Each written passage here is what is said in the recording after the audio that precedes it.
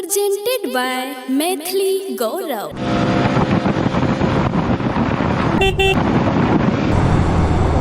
रे रे रे रे रुक रुक रुक, गाड़ी साइड में लगा। जी सर, कहिए ना सर, क्या बात है? हेलमेट किधर है तुम्हारा? जूता किधर है? लाइसेंस किधर है? और तू हरवाड़ा के कहाँ जा रहा है रे? लुच्चा के तरह गाड़ी चलाता है। सर, ससुराल में झगड़ा हो गया है सर, बहुत तगड़ा। सास ससुर दोनों अपने में लड़ गया है, सारों लड़ गया है। हमार कनियनो वही है, उसको भी मारा है सब कोई मिल के। बहाना बनाते हो? गाड़ी का एक को कागज नहीं है। चलो गाड़ी लेके थाना में। सर ऐसा मत कीजिए सर, गरीब गुरबा आदमी है, मारपीट कौन कपार फूट गया, हड़बड़ में जा रहे हैं सर, जान दे सर जी। नहीं नहीं, तुम्हारा अक्को को बात नहीं सुनेंगे। या तो चालान कटवाओ या गाड़ी लेके थाना में चलो। सर हमारा विनती सुन लीजिए सर, प्लीज। सुनाओ क्या है?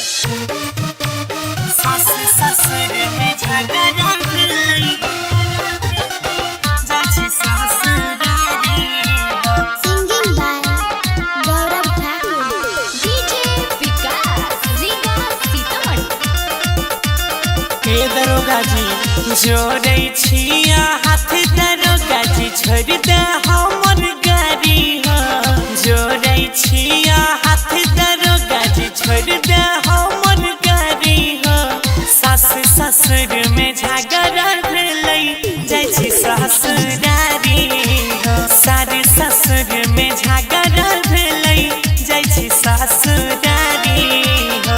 नहीं छौ जूता हेलमेट लाइसेंस कर नहीं बेसी डरामा रे। नहीं छौ जूता हेलमेट लाइसेंस कर नहीं बेसी डरामा रे। थाना में लेके चले न गरिया तोरे पर तो जामा रे।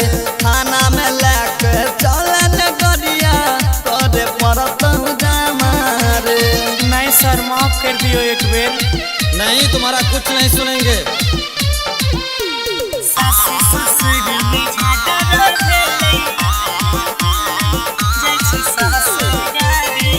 DJ Sri Digital Audio Recording Studio, Bihar.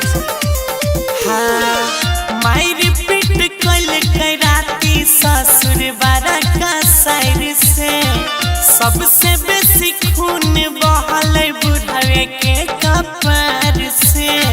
झूठो के सफाई देके बटबे नहीं ध्यान रे। 5 गो हजरिया तोहर कटतो छौरा चलान रे। होई जैतै मोटर जदी जैबै नहीं दुआरी हो। होई जैतै मोटर जदी जैबै नहीं दुआरी हो। मन नहीं हमार बात दरोगा जी, जैतै ससुरारी हो। सारे ससुर में झगड़ा भेलै, जाइ छी ससुरारी हो। तुम्हारा सब बहाना जानते हैं। तुम दारू पीने जा रहा है? ए नहीं सरकार, बात करा दो कन्या से। DJ Sri